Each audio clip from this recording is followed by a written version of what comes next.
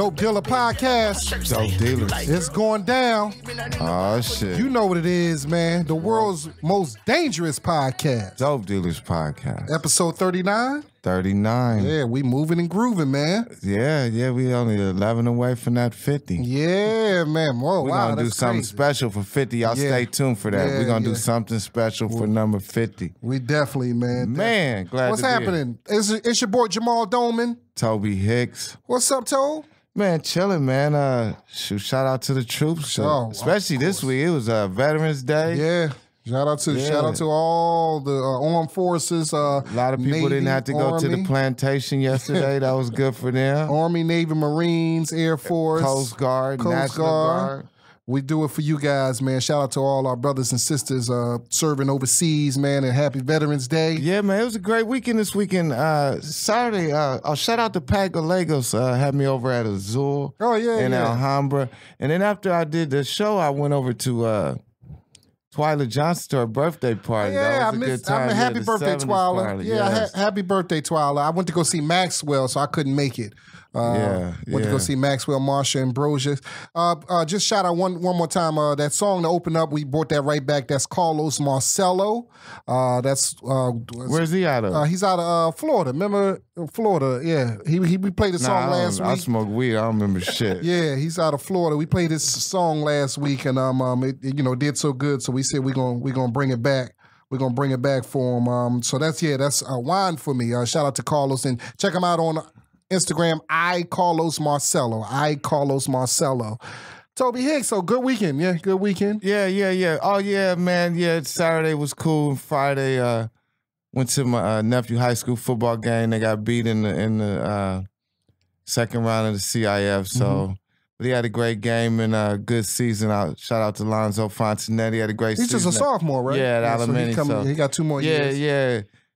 Football, shit's different now in high school sports because, when we was in high school, when we lost and that was the last game of the season, it was tears. We was crying. You had to down there pick me up off the court. These kids didn't give a fuck. They were just on to the next. They on to the next. Yeah, the season over? We don't give a fuck. Okay, let's go to in and out. Fuck this shit. And Carlos, he just tweeted me. He's from Yulee, Florida, right outside of Jacksonville, Florida. So Duval County. Got a new album on the way called Watch the Sheep, and that's so check him out, man.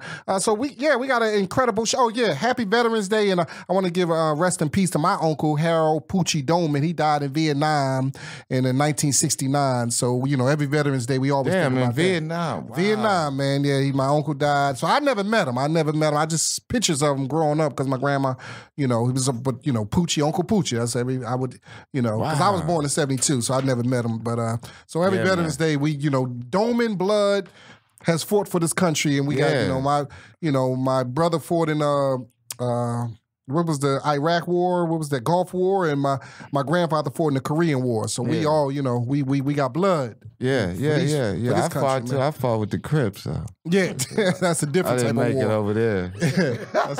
That's a different type of war, man. Yeah, shit. But we got a great show, right? We got a dope show, very interesting show. I'm excited. Yeah, man. you excited too? Yeah, man, I'm excited, man. I got a good friend of mine. I haven't seen him in a while, and to have him here is it's an honor to have him here today, man. It's an honor. We gonna have a good time. We gonna get to know him. Yeah. Let's go, nigga. Let's introduce him to the world. Let's get down for the crown. Let's bring him right in. Yeah, on the surface, Armond Anderson-Bell is an actor, professional makeup artist, special effects artist, and lastly, a drag queen entertainer by the name of Imani Phoenix. I never knew the name. Okay, society has its definition on what or who he should be, but Armond fights hard to dispel those myths at the same time, helping others to do the same. Welcome to the Dope Dealer Podcast, Mr.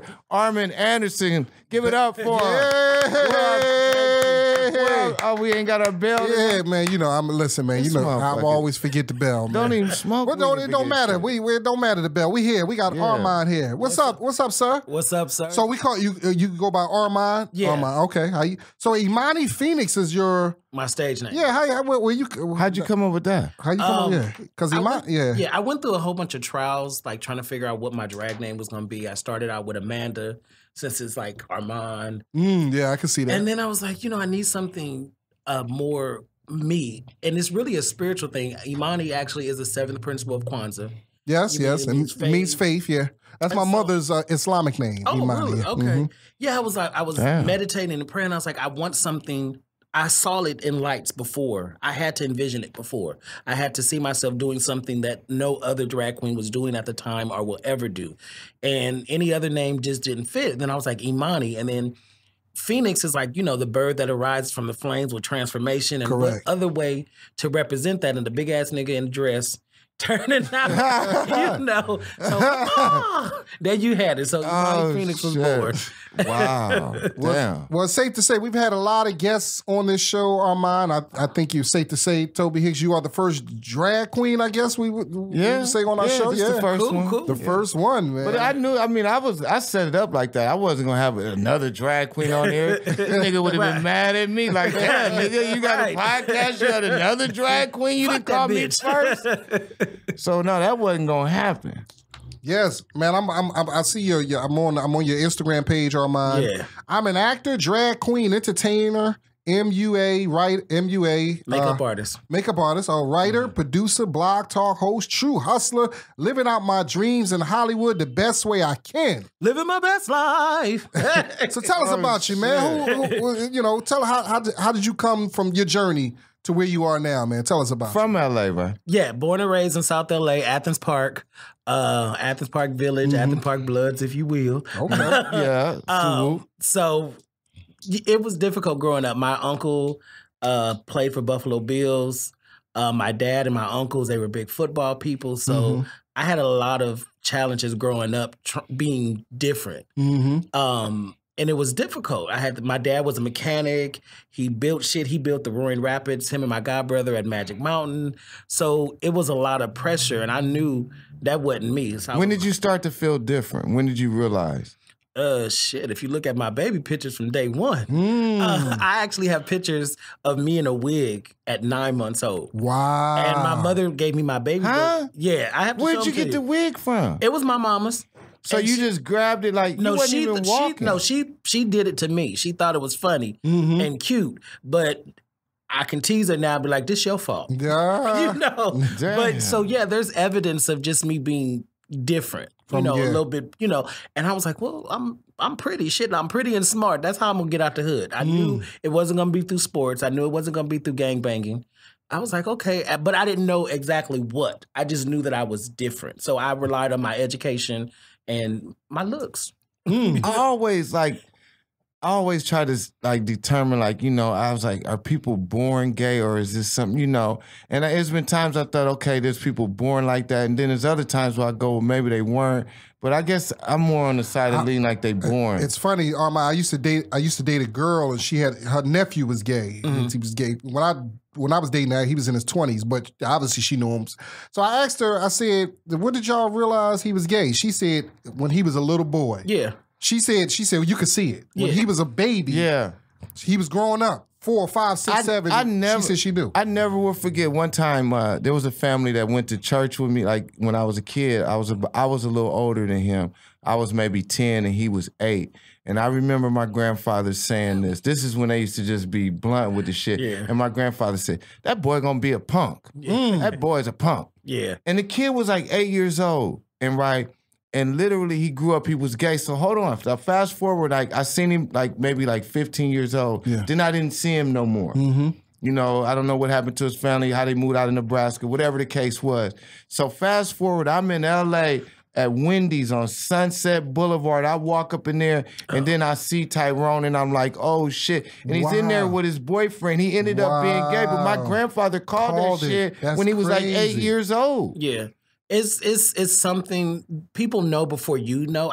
Before I even knew what it was, I just knew that when we was playing house and everything like that, the boys always played with me and I was the mama. And it was So the boys started off playing as young boys, they didn't even trip off of that shit either. That's yeah. They didn't. Because I would have. I'm gonna be really blunt. I knew my powers at an early age. I went to Gompers, right? Okay. Gompers, what's that? It's a middle school. Middle school. The hood. Okay. Middle school. And so again, I told you I was smart and everything like that. I used to tutor for dick. Whoa. And so what I used to do was like my teachers knew I was smart, so I wouldn't tutor the ugly ones, of course. But the cute ones, I knew the ones I could like. I knew the ones I couldn't, and I knew the ones that I could. Mm-hmm. When you say for dick, like what did you do? Like if you want to pass this class, give me some. Ooh. You would make them penetrate you? At that time, yeah. And what? How old were you at this age? In junior high. Oh, okay. Oh, God. Whoa. Yeah, so I had like in junior high, I had my last girlfriend and my first boyfriend in the 8th grade. Whoa. So last girlfriend, like when you was with her, like what made you say, okay, this is it, I'm done with these bitches? The dude that made me like I had been messing around with dudes, but he was my first boyfriend in the 8th grade, and we played it off. His girlfriend was my girlfriend's best friend, so it would always it's called a beard. So y'all was hanging out with each other and then girls, and then y'all was getting together. Yeah. And it's called a what? A beard. A beard. If you got a girl just to play it off, like everybody sees. So I had a beard at the 8th grade. Other people have beards when they marry. It's like Hollywood. Yeah, okay, I can see. Okay, as a girl. Yeah. Oh my God, that's another story. Yeah, 8th grade. We gonna come to that. Oh yes. Damn. So again, I've always known what I liked and what liked me. It's funny. It's funny you talking about. I grew up with a friend of mine's, and in the projects, I'm from Philadelphia. Oh. And my husband's from Philly. Oh, okay. Yeah, I'm from North Philly. What part of the city he from? Where Will Smith from again? West Philly. Okay, then yeah. Yeah, so I remember I had a friend that we used to wrestle. Like wrestling was big with us. Yes, yeah. We used to, we put the mattress down there and start. Here you go. No, but it's funny.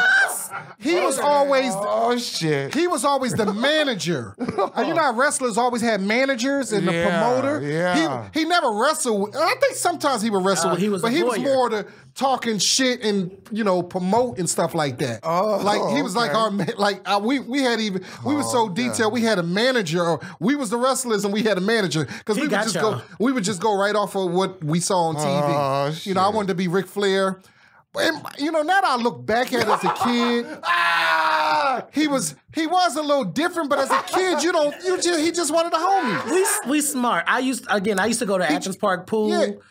No, it's funny. I look back at it. Well, hold on. What made him do? He was grinding on you. No, he wasn't doing that. But he was just real flamboyant, and he was real like.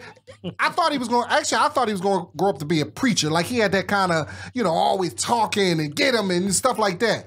So mind you, I once I moved out the projects, I ain't see him for a long time. Then I moved out here, I ain't seen him for a long time. Then somebody on Facebook was like, you remember such and such? I ain't gonna say his name. So I said, yeah, how's he doing? I haven't seen him in like over 20 years, man. He said, well, he's doing good, man. He runs the Philadelphia gay and lesbian, some kind of organization. He was the president of it. I'm like, I said, such and such? I'll just come up with a name. Let's say Jermaine Johnson? And I'm like, I said, so he gay? So yeah, we said he be on the news and stuff. Any gay topics, they come and get him. So he was like known in Philadelphia. Gay correspondent. No, well, he's a gay advocate, I guess. Yeah. Advocates. And I went to his Facebook page. And I'm like, and now I'm thinking as kids. I was like, oh, I see it now. And okay, I didn't see it, but now I got I him, see coach. When did your family first find out? How old was you then? I mean, like I know you said they knew. No, but when I say find out, like how did they find? Confirm it? Yeah, at what age did they find out you were in sexual activities with men? When I got caught. Oh wow! How'd you get caught? Oh, it's a long story, but yeah. At the house? At your house? Yeah, at my house. So like your parents, they weren't at home? Mm-hmm. My boyfriend's mother knew. She's the first one that caught us, but she was cool with it. And so yeah. At his house? Yeah, at his house. Okay, but you got caught at your house. Mm-hmm. Oh wow! How did your parents react to that? Wasn't too well. Were they religious? Well, it was my grandparents. It's a whole story behind how I was ended up going to a gay foster home because my grandparents. Hold on, a gay foster home? Yeah, there was a gay foster system called GLASS, which stood. I ain't never heard of nothing like that. I had no idea. Yeah, it was Gay and Lesbian Adolescent Social Services. It was in the late '90s, and it was aside from the regular foster care system. So if you were gay or identified as gay or lesbian, and something happened, then they would put you in that specific organization. And I had a gay foster father who ended up being like, I only was with him for like a summertime, but he ended up working at Minority AIDS Project, which I ended up working for years later in my adult life. And so when I came to my adult life and I got into the church where I go to Unity Fellowship, they all knew me. And so it was sort of like serendipity that I ended up being with him for just a summertime. And getting to know myself in advocacy work for HIV and AIDS. That started for me back when I was 14, and it continues to this day when I'll be 40 next year. Oh, that's cool, man. That's so it was a good, that was a good part of it, but there was a bad part too. So when your grandparents found, I mean, what happened? Who did they tell? Like where did it go from there? Did they tell you? I mean, they. Because my grandparents were my foster parents, they had to report it, and so I was taken away from them, and then I went to... They had to report it to authorities that you was... I mean, wasn't the guy, wasn't he your age, or was he... He was a little younger. Oh, a little younger. Yeah. Okay. So it was difficult at the time, And how, so, but you reconcile with your grandparents? Yeah. Okay. Yeah. So what about your parents, your siblings? Like how? I have a brother that's 18 months younger than me. He's been like my support system throughout everything. So it's never judged me, things like that, even in high school and stuff like that. So it turned out well. I have younger sisters and stuff. And to this day, like now as an adult, they come to my shows. Everybody's cool now. But growing up, it was a lot of stuff going on. I can imagine, being told, overhearing people say, oh, you're going to die of AIDS and all kind of stuff, not really understanding what it was. So, but that's what black people thought back then. Like, that's what all people thought. Yeah, but black people really thought that because, just like even with Magic Johnson, I mean, I remember I cried, I thought he was dead, Yeah. It's hard being the literally black sheep of the family on so many different levels, and then coming up to where I'm at now. As a grown man is a lot. And I look back at that and I'm like, I went through all that for a reason because I know what it's like to be in pain. My life is like, I've been homeless. I suffered from major depression, all kinds of stuff. And I'm able to still smile and help other people. And that's part of my purpose is living my life authentically so that other people can see if that bitch can do it, then so can I. No, I commend you. So. I definitely. When was the first time you decided? You know what? I'm gonna dress and drag and compete. Oh God, that was. I always knew that I wanted to. I knew I was a little feminine, so I loved Wonder Woman. Still love Wonder Woman to this day. Wonder Woman. Yeah, my mom used to catch me. I used to play in my mama's makeup and all kind of stuff. But in the once I officially came out the closet, it was years later. I started going to the clubs and seeing my other transgender friends. And mind you, I had a background in acting and broadcasting stuff. So I was like, it's no different than being on stage. And I started, I would say, unofficially 2003. But I went to my senior year in high school in drag. Hold on. Your senior year? Yeah, go ahead. Yeah. The whole year? Yes. No. Just for Halloween. Oh, just for Halloween. I thought you meant you dressed up. No. I'm not that you went advanced. in Halloween. For Halloween. But I was me and my boyfriend at the time, he was a cheerleader before me. Mind you, this is a school in Hollywood, Marshall High, graduated class of 98. So it's not that many black people. It's not that many gay people. So after I left my gay foster parent, I went to my aunt who lived in Silver Lake.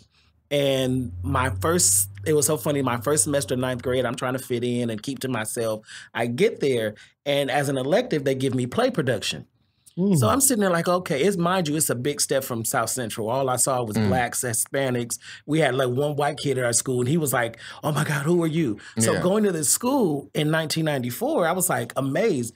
In my play production class, there were Latinos that were gay, and I was just like, wow, that can be me. So first semester of 9th grade, I was to myself. Second semester of 9th grade, I officially came out. Do you think that if you would have been straight, your life would have been easier?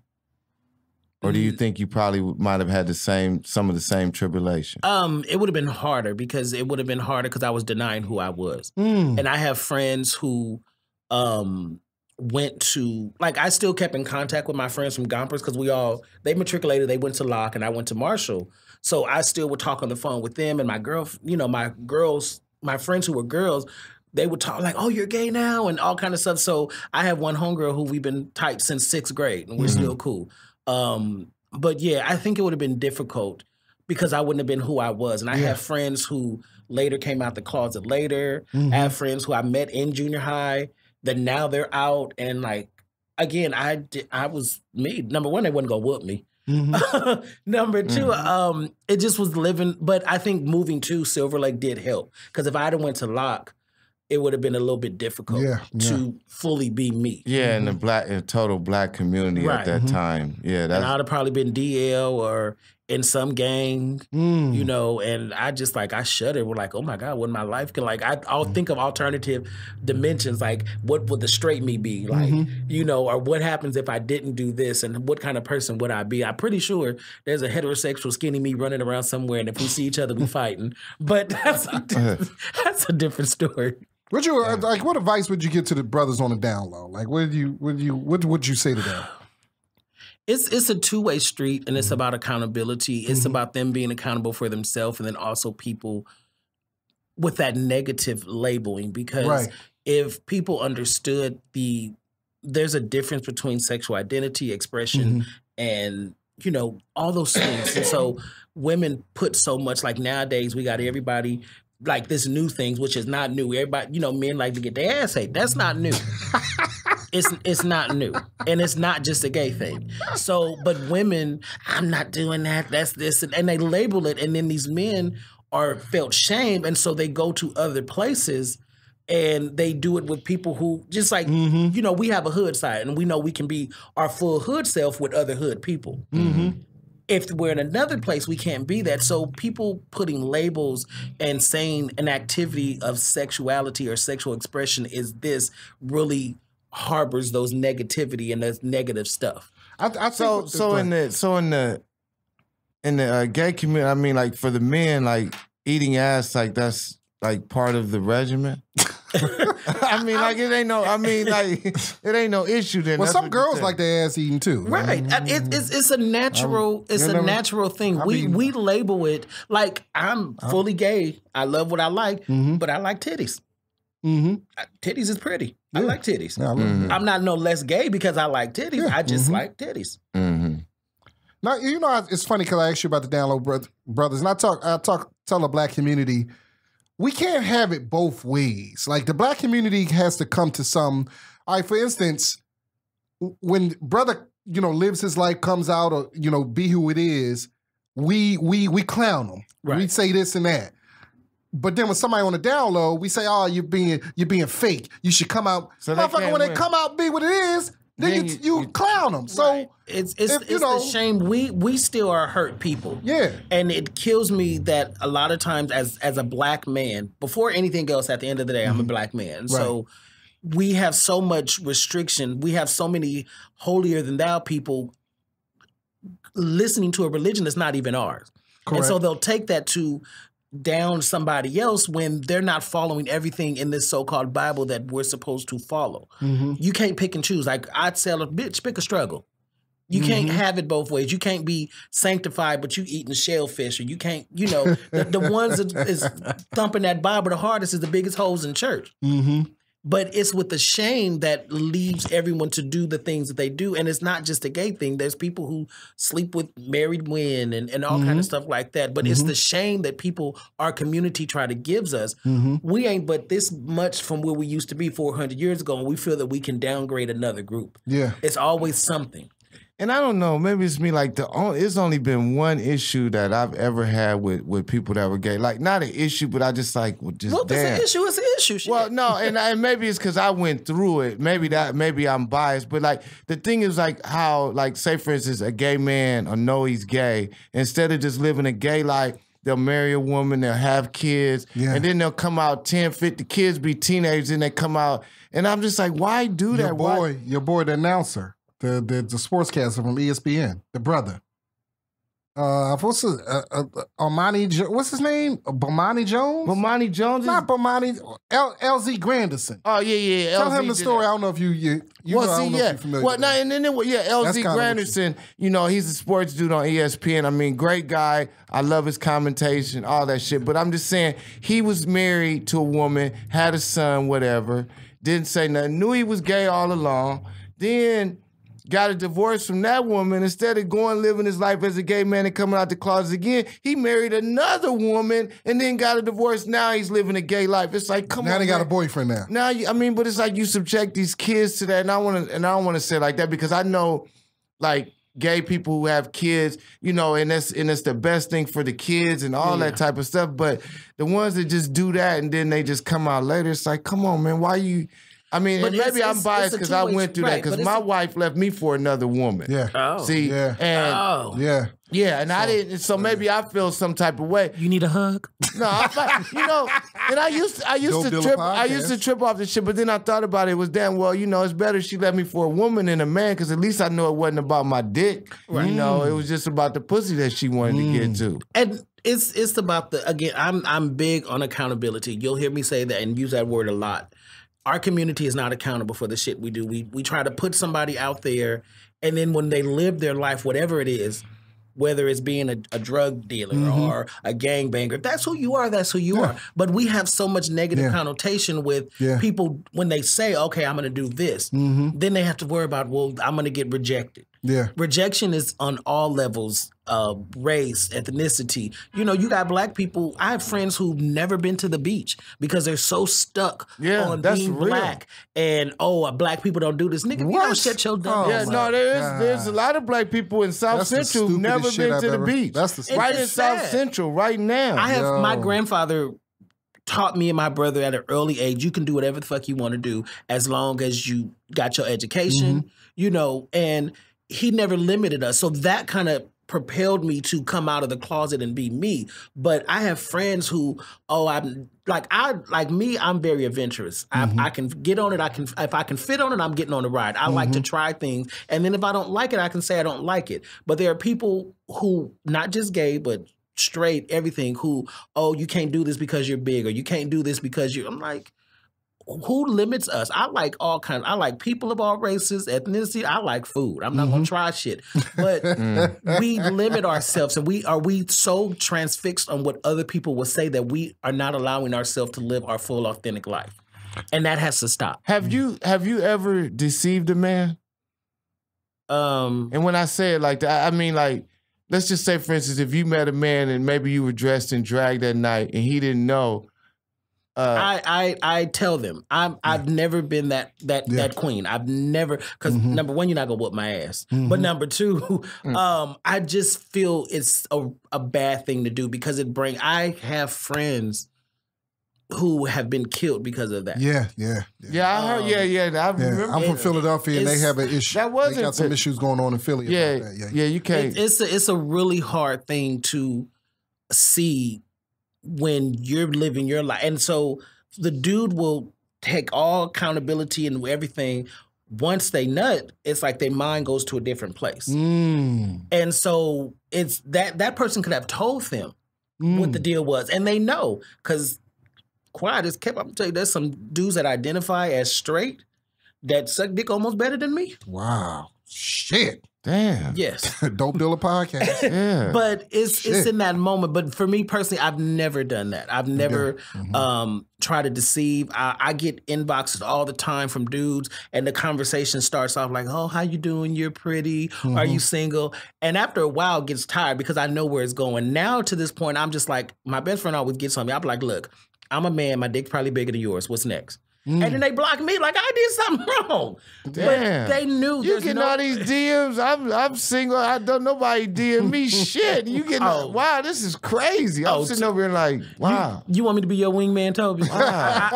I've been people's wingmans before, and the plethora of in my face all the time is I'll hook you up, Toby. We'll talk. Wow. Do you think black gays have it harder than other races? Oh yes, You yes. do? Yeah, I believe that too. I would Black have to. gays, we're living a double negative.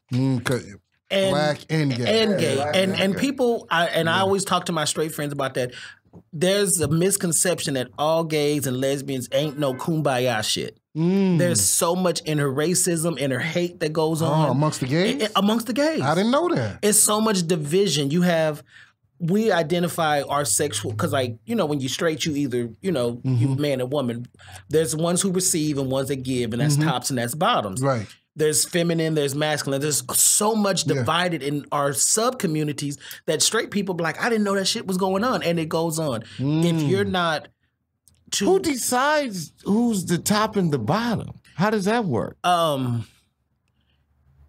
It's not decided, because I personally put my business out there. I'm versatile. I like both. I can give as well as I can receive. But when I first started, I thought because I was a little bit feminine that I had to be the receiver. Until I got older and be like, oh shit, it's on. Oh God. You have a subdivision of categories of men who like I'm a drag queen. I just up for entertainment and things like that. There are, transgenders who live their life every day. There are men who don't want nothing. Like I've been told, you're not, because I'm not a transgender, they don't want me. And I'd be like, are you serious? They want titties and dick. That's what they want. And there's something for everybody. If you like it, I love it. That's what I say. But there's something. Never underestimate what a person likes. I've seen videos of bitches 700 pounds sitting on skinny dudes like you, and they like that shit. And the dudes is paying them. It's called squashing. And God damn, come on, I can see that. And listen, it's dudes your size, Toby, that don't want nothing but a bitch with 7 rolls on her legs sitting on them, and they pay these bitches to do it. There's something for everybody. This motherfucker's paying 700-pound bitches. That's what you telling me right now. When we go, we can look. I can show you everything. There's something. We need to bail for that shit. That remind me of. I was watching Horrible Bosses. And it was a scene where they thought they was hiring a hitman to kill their boss. So the guy comes they was gonna meet him at the hotel. The guy comes in and they thinking it's a hitman. He got his, and they was like, they gonna do the deal. The guy comes in, he lays this plastic on the floor, and they like, what the fuck is he doing? And he said, all right, so which one of y'all want to go first? They was like, what you talking about? He said, y'all ready? They said, "What? You're the hitman." He said, "No, y'all hired me to pee on y'all." Yeah. They said, "What?" They obviously misread the. It's a lot of things that can be misconstrued. Hold on. He thought he was going to pee on them. They hired him to pee on them. There are certain groups squashing. That's squashing. There's certain groups that don't want. They'll pay girls. And I can say I've seen it with Asian men. They'll pay the girl to eat all kind of food, and these bitches will shit in the cup, and they just the Dope Dealer podcast. Hold on, they eating shit. Oh my God, Asian men. And mind you, don't. I'm gonna tell y'all something. The misconception: straight people is freakier than motherfucking gays. Y'all, have you ever? I gotta take you to the pleasure chest, Toby. You ain't never been to the pleasure chest. No, where's that at? That's in Hollywood. Oh my goodness! But yeah, so there's no limit to sexual identity, expression, and orientation are 3 different things. Yeah. Hold on. Let me make sure I got this right. You telling me that people are Asian men? No, you really want to go back? I thought we was moving past that. You want to go back? That's just and it could be other races too. There are people who you never seen the video 2 Girls in a Cup? Yeah, you never seen that? Nah, man, I don't watch no shit like I've never seen it either. You don't want to see it, from what I understand. Yeah, they Dope Dealer podcast. They ate and threw up and ate. Yeah, it's some disgusting shit. There's people that like everything. There's somebody who don't want to be. There's people who don't want to be nothing, have nothing done to them but to be humiliated. And these are straight people. Mm-hmm. And I'm like, nigga, you hit me. You look at me the wrong way. We fighting. But there are people that don't want nothing but to be humiliated. They get off on that. Have you ever been with a man and then end up finding out later that he was married? Like he didn't let you know? Like how many times that happened? A whole lot? A whole lot. Okay. The number of times it's happened or that I knew in advance? So most of the men you've been with, are they been married or single? What's the percentage you say? Oh, God. Because I'm a specialty. What's that mean? Meaning I'm not your average gay. To most gay men, I'm either too feminine or not feminine enough or things like that. So in my younger days, I would only mess with down low or undercover men. Mm-hmm. And I had to stop all that. So like I tell you, I remember, having a house phone and the woman called my, excuse me, can I speak to the woman of the house? I found this number in my man. I said, yes, you speaking to her. Oh. No, not my man. I said, baby, let me tell you a little thing or two about your man. Yeah. He got a tattoo. He got a bullet wound right in his back. Right. Back. and that's what I used to, shit. it was when I was not so secure with myself and who I am. That was like a thrill for me to chase after these type of men. And I heard. Yeah, it's something about if you can turn them out. Because girls are like that too. Like if you can turn, I guess if you can turn a man out or a girl. I'm gonna tell you some old bull daggers. That's an old school word, but bull daggers. They do the same thing too. When we were younger, they don't let you and your homegirl. You had this little drink, and next thing you know, they licking in. Yes. Yeah, you know what? It's funny because go back to what Toby was saying about his. I wrote a little note because we talk about down low men, but I don't think we talk enough about down low women. Oh, babe, it's a lot of them out there too. Ooh. Like Toby's situation. I dated a girl, and it took me a minute. She was down. She was like she would mess with girls. She said she liked the girls to eat her pussy. And she would sneak off and, mess with girls, but she didn't really consider herself gay. Right, and because she was getting her pussy eaten. And right. I'm like, you're down low. They give yourself like, oh, I'm not fully gay, but I'll just mess like, oh my God, there's. Yeah, it's a lot of, because it wasn't just my wife. Like, and when I say it like that, my wife, I was with, finding cheating, that's what destroyed the marriage. But years later, I ended up finding out a couple other girls I dated ended up being gay. And one of my homeboys joked, he said, "Nah, every bitch you fuck with turned to be a lesbian. What you be doing to these bitches?" Well, you know. And he's like, all your bitches leave you and just go fuck with women. It's a very thin line, like I said, between sexuality, expression, and orientation. And what a person will say or what they'll tell themselves to get by. It's like, okay, if I only do this, then I'm not fully this. And it happens all the time. There are people who hook up industry people at clubs. Jay-Z has rapped about this particular club. Mm-hmm. I used to work there with the drag queens to be all the hip-hop stars and all kind of stuff. And, they're Hold on. The drag queens with the hip-hop stars. So it was a club, and it would be like drag night, but all the VIPs would be upstairs with the superstars and stuff. So they would pay, and it was real women stripping. So it would be one particular club. It'd be drag queens and female strippers. And everything. And like I said, Jay-Z rapped about it. We'll talk about that, off air. I won't do too much. But there are people in the industry who don't do nothing but hook up down low celebrities. You say you're looking for this, and they got somebody that will be like, okay, this is what you're looking for. They got their own talent agencies. Oh yeah, it's a somebody can come in town and be like, I'm looking for this. Okay, I know who to go to. It's a DL whisperer. I remember years ago, I think I met this little cutie at the bus station. I was trying to holler at her. That's a hot spot right there. Yeah, I was trying to. She was a little cute thing. I was trying to holler at her, but she told me, she said, I like girls. But I didn't, me thinking, I don't give a fuck about that. I'm going, what's up? She was like, listen, I like girls. That's the first time I heard the term stud. She said, I like them studs. Yeah. And I was like, what the fuck? I like them. And then that's what my wife, she went with a stud. Yeah, I was like, but I was trying to get some pussy from her. She would not give me no pussy. She was. I never seen the woman that my wife left me for, but my homeboys seen her and they called the bitch Shaq. Damn. They said she was about 6, 7. And my boys was clowning. They was like, man, that bitch would have beat your ass. Baby. That's one thing you don't want to mess with is no studs. I'm gonna use an old school word. Dagger bulls. Them bull daggers. Bull daggers. Ricky Smiley has a stand up, and it's so funny.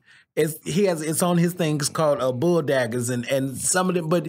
I gotta see that. Oh man, it's the funniest thing. I laugh. Hey, Paul, let's see if we can find that bull daggers. Ricky Smiley. Let's see if we it's the funniest. Bring that up. It might be on the YouTube clip. It's nothing to do with you, but she was probably more manly than you. If she went for a stud.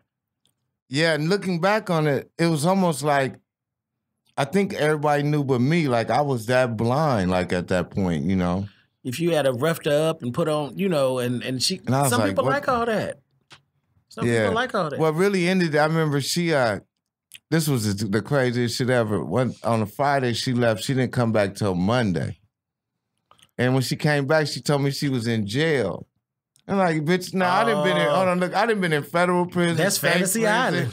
all this shit. My homeboy owned the bail bonds. Bitch, how you gonna be in jail? You know my nigga on the bail bonds. You ain't called and said nothing so he can get you out. Oh You shit! sat there all weekend. No, you was doing your thing. I think we got the Ricky Smiley, our Can y'all play producers without on it. getting... No, we can play. Yeah, we Okay. Can, yeah, no, we this Dope Dealer podcast. You can talk about whatever. We can play whatever There we we go. want to. Ricky Smiley, This is lesbians the and funniest bulldogs. shit.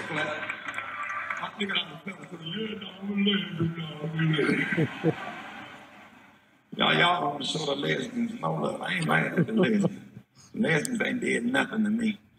And old folks so damn politically correct. It's a, see, old folks got the game. It's a lesbian go down the basketball court and shoot a jump shot. But a bulldog. Oh shit. A bulldog. Hey, That's an old school word. that's old folks started that mess with that bulldog. Old folks wrong with that, ain't they? Remember how your damn grandmama had you scared of them? Get your ass in this house. Don't you see them damn bulldaggers out there? Get in the house, all them damn bulldaggers out there. That's funny. Like they're animals, something like they gonna charge us.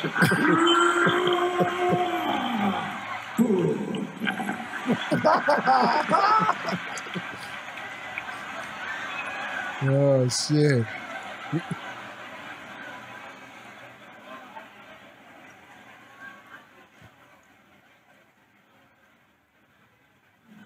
Dog, don't it always be one of them at the YMCA playing basketball? The little Harvard be shooting basketball with you. Man, I was out there shooting basketball at the YMCA. She was getting back on defense. Nigga said she was getting back on deep. I forgot it was a chick. I couldn't tell. We got the throwing ball. We got to fight. She got her all up in my face. I picked her up and flexed her. I ain't falling back because I went to the front.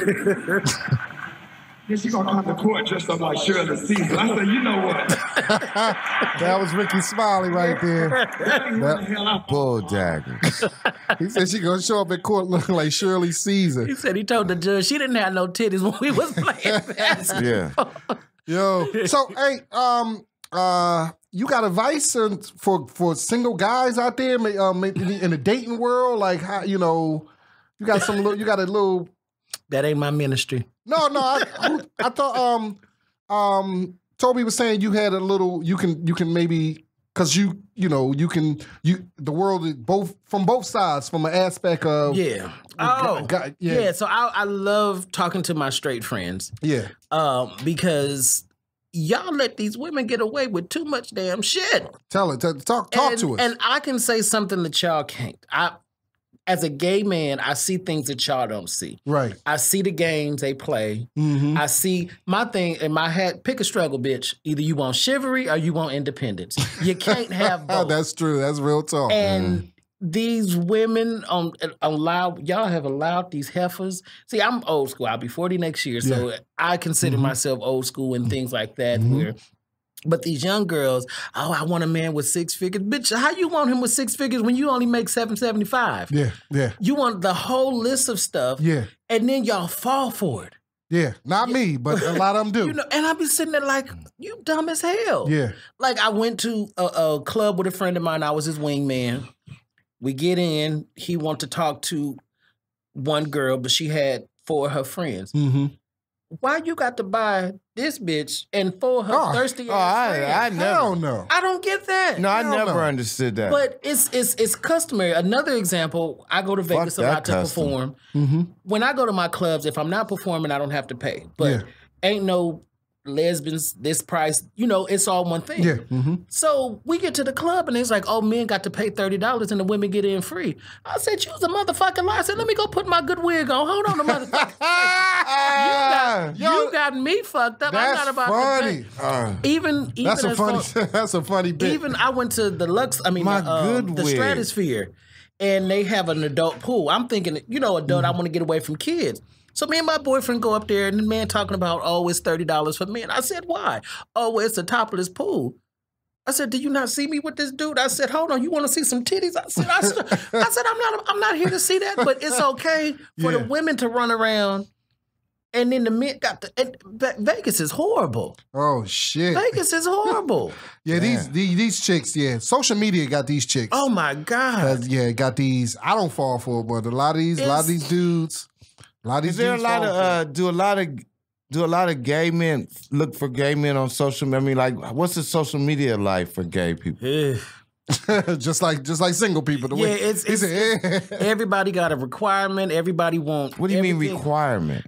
Oh, in order for you to talk to me, you have to be and that's what I said. That's my thing. We have to know ourselves first, and everybody wants this big picture of perfect. Well, bitch, if you turned the mirror on yourself, you couldn't even date yourself.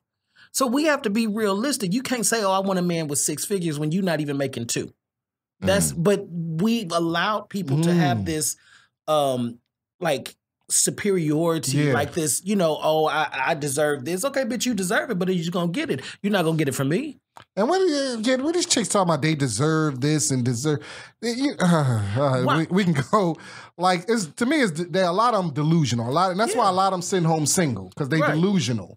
You know what I mean? They think this is what they. I deserve it. I got a degree. I got this. I deserve this type of man. The bitch, the cashier at Target, she deserved. So she don't deserve a certain type of man because she ain't got no degree. That's crazy. Something like that. And dudes don't understand. First thing, a dude who got it, he's just looking for a woman that's gonna fuck the shit out of him. Gonna treat him right, don't get on his nerves. He don't give a fuck whether that might be the cashier at Target or it might be the big CEO. It doesn't. But see, the Tiger men Woods might be the you men have Arnold to say what you guys want too. Like I have a lot of men. Like I said back in the day when I was messing around with, and they just wanted like the dudes after we did what we did. They said, I'm looking for them to get ready to leave. They just want to sit and talk. Oh shit! And I'm like, nigga, I'm not your therapist, but.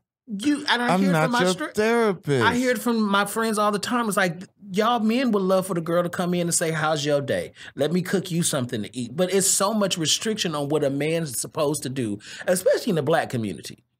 I see that more because, and I see why, or I can't say why, but I see when other races go to, because they feel that they're less combative. And so it's like I agree with that. But the same ones doing all the woofing you can't say, "Oh, I want this." Like, it's okay. I don't want my man to have to do this, bitch. When's the last time you cooked? Do you even know how to cook? Have you asked your man what he would like? And it's not making you a lesser man or you a lesser woman. It's about equality. You can't have chivalry and equality. Bitch, pick a struggle. Point blank and simple. And the men, you guys have to speak up on it.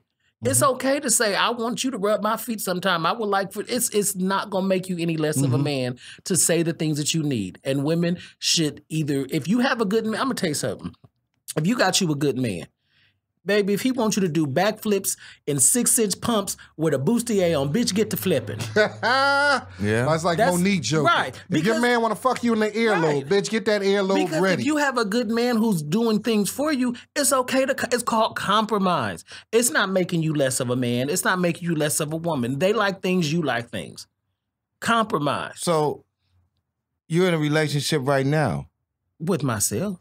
Oh, okay. I thought you kept saying boyfriend. You said boyfriend. That's what I was getting. No, that past tense. Oh, okay. Now you how about you been in good relationship? What's the longest relationship you've been in with another single man? Oh, I was about to say, because I've been in a relationship with myself for 40 years, and that's the best one that I've ever been in. I don't do relationships right now. Well, I'm saying in your life, what's the longest one that what's the longest time you said you don't do relationships right now? Okay. No. So you had some. Keep it 100. Like y'all getting fights, like fist fights with? Not I. Not you. Okay. Not I. If it ever got down to that point, I knew I would have. I mean, I'm not opposed to it. Okay.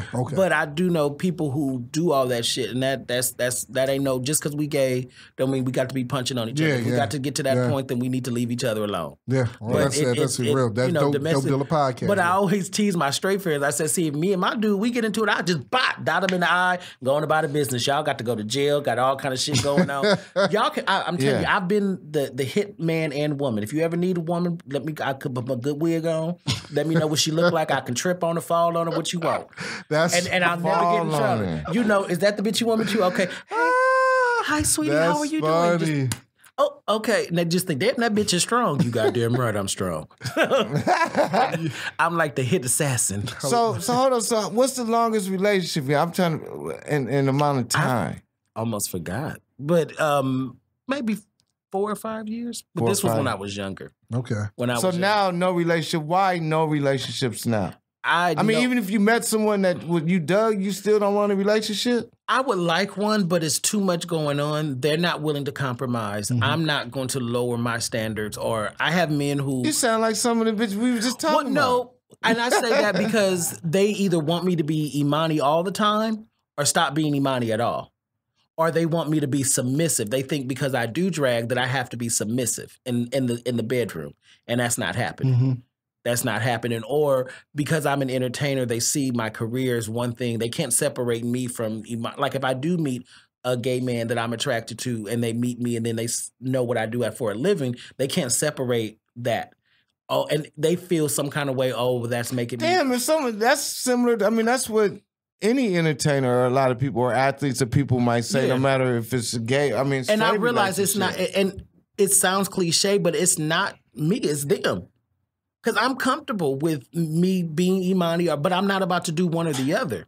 But if it was a fine dude and he came up, I'd be like, okay, let me get this weave in, and but yeah, get this weave in. You'd be like, where am I at? Oh, she married now. Now let me ask you something about, because it's funny. I'm gonna tell you this story. Just reminded me when you saying it. I did a show. We comedians, obviously. Yeah. I did a birthday show. My homies, they triplets. They turned 60. So this was maybe about 6 months ago. So I got there early because they had dinner. They had all their friends. There's about 100 people there. They rented out like a small ballroom at this hotel near the airport. So they had dinner first. So they sat me at this table. They said that's where you sit at, and so it was a couple people. I made nice with everybody. It was a couple couples there, and there was one a white dude. He was sitting next. Me and him we was actually sitting next to each other, and we was just chopping it up. But before I perform, I really don't like to be amongst the people before I perform, but I was hungry and this is where they sat me at. Right. So I ate, I'd sit, how I had little conversations with everybody. Then I went back and then I came back out to perform, killed it. Mm-hmm. And I passed out my cards. I had business cards. A lot of people was coming up to me at the show. Can I get your business card? Everything and a white dude, I gave him my business card because he asked me for my business card. So the next day, I don't know if I ever told you this. No, you didn't. The next day, I get a text.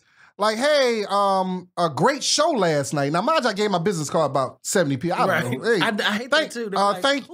Yeah, thank you.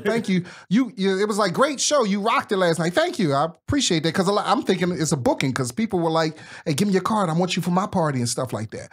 I was like, yo, thank you. He said, I was the gentleman sitting next to you, the white guy sitting next to you at the table.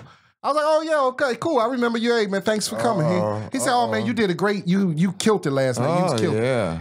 And should I say, he said something, I wonder if I still kept the text. And I want to add that you was mighty cute too. Or something like nigga, mighty you handsome. Ain't told me no shit like that. Something like that. Or handsome like that. Paul, this shit coming out. And this is like fucking the pillow. And yeah, he was like, and it's funny because I had a feeling when I was sitting next to him that he was, but I'm respectful to everybody. I don't, I had a feeling that he was kind of, but it wasn't nothing like it was like 10 people at the table. Yeah. But for him so I didn't even respond. I didn't respond at all. But to me, like, what the fuck? Like, dude. But like, what was he supposed to do, though, if he wanted to get at you? I didn't give him your card. I didn't give him no vibe. Now, that's the thing about, I'm respectful to everybody, and sometimes I think if you're nice to gay people, they look at it like... But how do you know you didn't want him? How do you supposed to know that? It's no different then when you see a woman, and you automatically you try to holler at her. Right. Yeah. Ain't no different. No different. But no, it is a difference. No, it isn't. No, it is. It ain't no different. Because if you see a woman, you automatically your man sense is telling you I have to holler at you. That don't make it right. But you don't know. I'm not homosexual like you. But he didn't know that. I can understand if we was in a gay environment, like we had a gay club or some kind of gay party. Okay. Some of the men that I've talked to again have met me in regular settings from high school all the way down from junior. I told you what I used to do in junior high. So it's no rhyme or reason. I think, and it shows you heterosexual men how misogynistic you guys can be at times. Because I sit and I listen to some of my straight men. It's like, oh, this bitch. But then when a dude like me, because number one, you're not gonna whoop me and if we have to fight, and if you're cute after I fuck you up, I may just have to fuck you. Like, I'm just gonna tell you like point blank and simple. So it's no different than you finding any woman, whether they're married. Yeah, it's the same thing. And again, but also on the side of the gay men, we have to be more like, I know I can find somebody attractive. Right. If it's business, it's business. You know, if it's something more, and even then, and like but that's something me who knows myself a little bit more and knows respect on two-way streets. I have straight friends. I have model friends. But he didn't know. Jamal, how he supposed to know? But the thing is, how I understand. You Okay, what you're shooting this shot, but still, you same way you did. If you I watch you shoot shots at 1,000 bitches. Now you mad about one man? No, it's the same thing. No, why is it not the same thing? Because it is the same thing. If you saw a woman walking down the street, not knowing if she was married, not knowing if she could be a lesbian, right? She could be a lesbian. You felt entitled, and y'all was in no way in a hookup. You just was happening down the street. Right. You called out the car. Hey, what's going on? It's the same thing. What you do is now you say, thank you. That's not who I am. That's just like if a girl came up to you, you're not interested in her. Right. I'm not interested in you. Yeah. Thank you. So I should have been like, hey, but no. I should have replied, thank you. Because look at it like, let's say that was a woman sitting next to you and the exact same shit happened and you hollered at her or whatever, then shit. Right. But take it as a compliment, because I'm going to tell you something else. You know, we don't like ugly. Yeah, no. So if you got considered I did cute, take it a little bit as a compliment. I was actually trying to think. Say do all that. I was actually trying to think if I could write a joke about it. What's wrong? Wait a minute, Toby. Wait a minute now. Toby mad because the dude ain't call him up and tell him he was handsome. So I'm going to go back to 2011 when we had our first acting scene together. Let me clarify. This nigga said acting scene. Because I didn't want to say scene and somebody think it's something else. No, they wouldn't think that. You never know. Yeah, no, but I know. You know what I'm saying? I have cute friends, but I also see like, okay, I'm at work and everything like that. You know, just keep it cordial and keep it cute, but not everybody is as respectful as me. You know what I'm saying? I mean, I don't think what that man did was disrespectful. He didn't know if you was gay or not. Yeah. I wouldn't be offended by that. So if I had retched over when you drove me back home, Toby, and you would have been upset. Oh, that would have been a whole nother thing. Yeah, I'd have been heated. So you right? Toby would have been in that turn. Like, I'd have had Toby hemmed up. How you do? So you writing a book? Or you yeah, I'm in the process of working on a lot of projects. I'm working on my memoir, sort of say. It's called Purposely on Purpose. Going through the things that I've gone through in life and to the point where I'm at now, and just realizing that I've been living on purpose, but I've been letting other people fuck up and tell me that I shouldn't do anything. And the same thing that everybody told me, family members included, that I shouldn't do is what I'm doing to make myself happy. And I see that as my purpose. And my purpose is, on the surface, you see the drag. On the surface, you see all this. But if you break it down, I'm just a person who wants everybody to find their niche, whatever it is. If you like to paint with bird shit, you can't be that bird shit painter until you say, this is what I do. Because ain't nobody going to want to buy your stuff until you're confident enough to say, hey, I paint with bird shit. Next thing you know, you can have a whole art gallery full of bird shit. But we have to step away from what society tells us to do. Just like entertainment. We were having a conversation earlier. It's a blessing to be able to get up and do the shit that we do. And there are people wishing and would die without having some kind of artistic bone in their body because society told them, you shouldn't do this, you can't do that. Yeah, you got to be a mechanic. Yeah, and that's fine because there's people who ain't nothing but to be a mechanic, and that's bless their heart. That ain't my ministry. you know? And so I find my reasoning and the things that I do is to show people that you can overcome. First, we got to get out of our own shit because I think we're the biggest. And I'll take my accountability for that. I've been my biggest enemy. There's the enemy outside, and then there's the inner me, which has really got to me. That those voices that say, "Oh, you're not good enough. You can't do this. You can't do that." That fucks me up more than anything that anybody outside has ever done to me. What would you say to young people that might feel the same way you did? When you go through it, just because you can't go backwards. You can't change it. You just have to look at it and realize that you can overcome it and find the joy and the pride in it, even in the worst situations of our life. I've been homeless. I've never been on the street homeless, but I've stayed in shelters. And I'm 21 years old in adult shelters and seeing shit go on. And I'm just like, man. But I can still to this day like look over it and be like, I'm glad I didn't give up. I'm glad that I kept true to myself. I was downtown for almost 2.5 years on Skid Row. I seen everything. And even then, in the midst of all that, I still had joy. And I was still able to give back and be me. And so now, almost 15 years later, I'm like, man, I can't believe I've overcome that. It's always going to be that moment. Whatever you're going through at any given moment, just hold on to something because maybe tomorrow, 2 years, 20 years from now, you can hopefully, if you hold on, you can be like, man, I can't believe that I've overcome that. And that's what I want people to find, whatever it is for themselves. It has no gender, no ethnicity, no race. It's just people being people. And we have to get out of that and find what makes us happy. Until we can be literally and spiritually butt naked with ourselves, and realize who we are, what makes us tick, what we don't like, what we do like. Because can't nobody tell you about yourself when you know yourself. Right, right. And I can say this acting thing over the past, 10 so years. How's that been going? Yeah. It's been going good. Okay. I would love to be further, but I realize that has other stuff that's with it. Yeah. And I'd say at the end of the day, I have quality gigs versus the quantity of stuff. Because I see my friends and now I have like all the people from LA on RuPaul's Drag Race, they doing this, but I know when they go home, it's some other shit. I know actors, right now the big thing is you see all these comedians with mustaches putting on wigs and shit. Yeah. That's insulting to me because these motherfuckers ain't got no talent. Yeah. And here I am with all this. That's insulting to me. So a lot of comedians. Yeah. But I know that that's not for me. And they gonna get what they gonna get out of it. But if I were to, I've been offered more shit. And you know how it is. You guys know how it is. Somebody will offer you something and you look at it and, the money is there. But then you got to have that conversation with yourself, your inner self, your spirit, whatever you want to call it.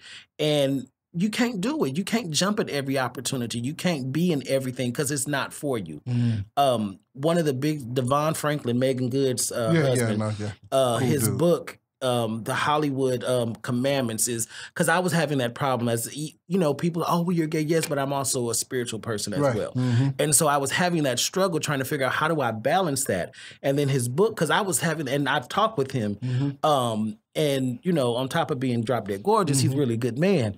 But reading his book really like when I was reading it, just like made me cry because it spoke to so many things, balancing your spirituality with your entertainment. And it just really justified everything that I'm going through. So I know, and I may complain about it today and shit, but I know like my time, and you'll never know how you help somebody else. When even in the midst of our stuff that's going on, we can still be an example for other people. I have people that follow me and shit, and I don't get caught up in that because I hate that bullshit on Facebook. I got fans and all kind of stuff like that. But somebody will say, I saw you and you, and I'm like, oh shit, me? I'm still in my shit. Like I'm, and somebody else will say I'm proud of you. And we get so caught up with the social media. We think if we don't get likes or if we don't get followers that we're not good.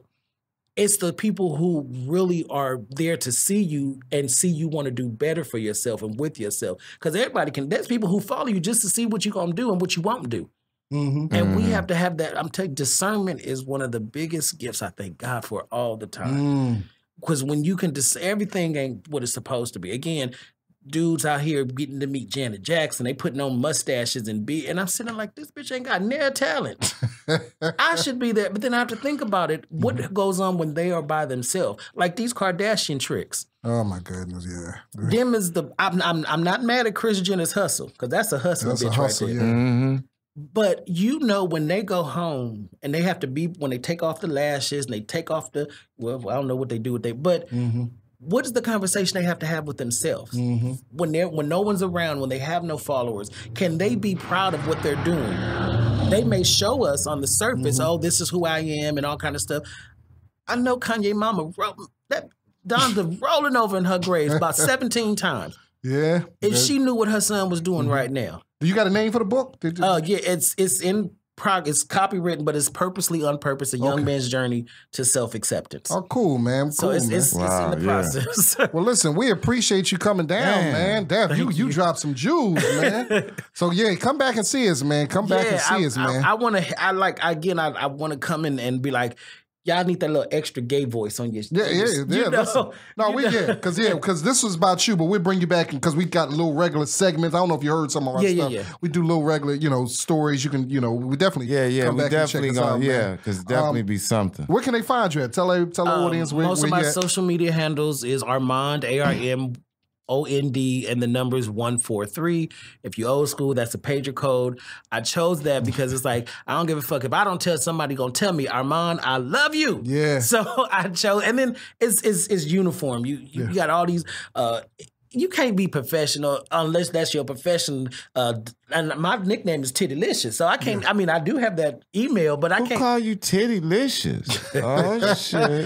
Toby always asks personal questions. Damn, it's a nigga calling that's Tittylicious. Yeah, you didn't see some of my pictures, huh?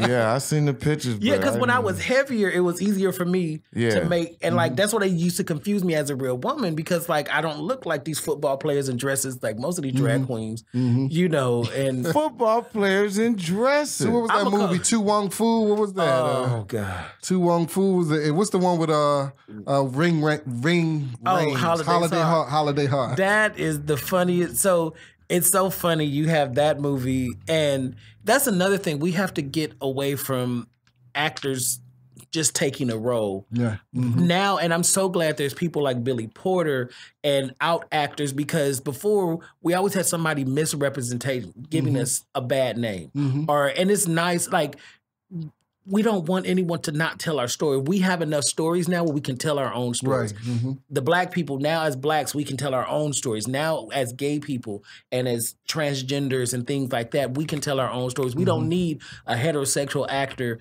just putting it on just to get a coin. Right. Because it takes away from. Yeah, I agree. Lead them roles to y'all. Yeah. But that was a time. But it's funny because like you have Holiday's Heart, you had Wesley Snipes, and then you also had that boxing movie where they was in it together. Oh yeah, I was like, I wonder what the conversation was. I forgot. Yeah, that was actually Ving Rhames and Wesley Snipes played the boxing movie. Yeah, when Ving Rhames was the champion and he went to jail. Yeah, and Wesley Snipes was the champion in jail. So everybody's trying to hype them up to fight. Ugly women. It was some baby. John Leguizamo was in it. Yeah, he's good. Patrick Swayze was a good looking woman, and that's another thing. I think they could have got a. Wesley Snipes is an attractive man. Right. Not every man is meant to be an attractive woman. And so the white gays tried to downplay the black experience of being a drag queen. So they got somebody. Like, if you notice, his shit was red. Yeah. Black as Midnight. And the Latino and the white one looking good. They makeup is perfect. Wesley Snipes, you can see stubble. And I was like, I didn't realize this when it came out in 95. But as an adult, I'm like, they fucked us up with that. Even with Ving Rhames, like, come on now. Come on now. Hey, cool, man. So you all your handles, you got anything coming up? Anything you want to promote or anything? I got some irons in the fire, but I can't say until I sign that contract. Hey, there you go. Amen, but, brother. Just again, I love to share and experience, and if anything, just learn to be us and enjoy every day. There's so much going on in this world. Every second counts. I also do poetry, and I have one piece called 86400. 86,400. There's 86,400 seconds in any given day.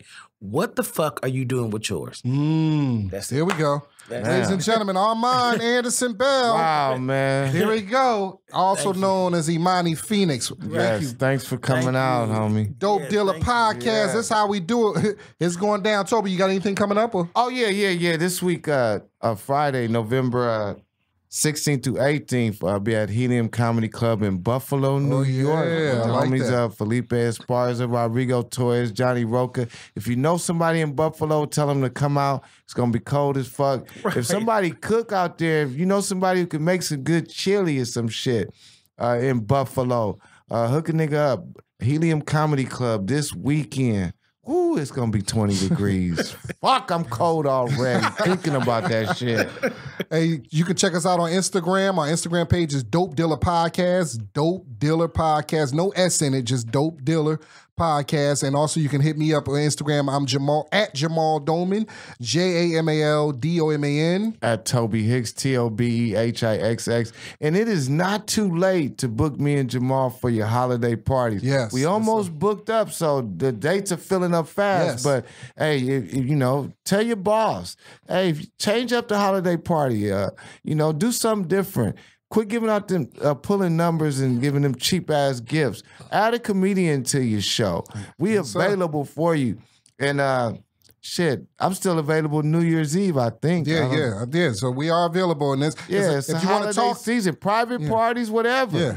If you want to talk to us, you can call us at 818-916-1818. One more time, 818-916-1818. No doubt, man. Listen, please listen to us on iTunes. Please leave a review. That's very important. Leave a review. Subscribe to us. Leave a review. Tell a friend. If you leave a review on iTunes, take a screenshot of it. Go to our Instagram page, DM us that review and your address and your shirt size, and we would send you a free T-shirt. You would get a free T-shirt. Shout out to our sponsors, Doman Cheap Movers, the #1 moving company in the San Fernando Valley, Doman Cheap Movers. And we also looking for other sponsors. So listen, our audience is growing. So listen. Yeah, we're looking for major sponsors. Yeah. So if you out there, all the weed companies, just any company, all the erectile dysfunction companies, listen, if you're out there, if you got a company, if you work for somebody, if they want to sponsor the hottest podcast on the streets, just hit us up and we can bring you in as a sponsor. Tobe Hixx, are we good? Yeah, we good, man. Hey, man. Next week, episode 40. Yeah, episode 40 next week. Wow, we're 40 years old. Wow. Like E40. Yeah, once again, shout out to Armond for coming in. God bless y'all. Thanks for Paul, our engineer, everybody at Comedy Pop-Up. Everybody in Philly, North Philly. North Peace Omaha. out. We out. Dope Dealer Podcast.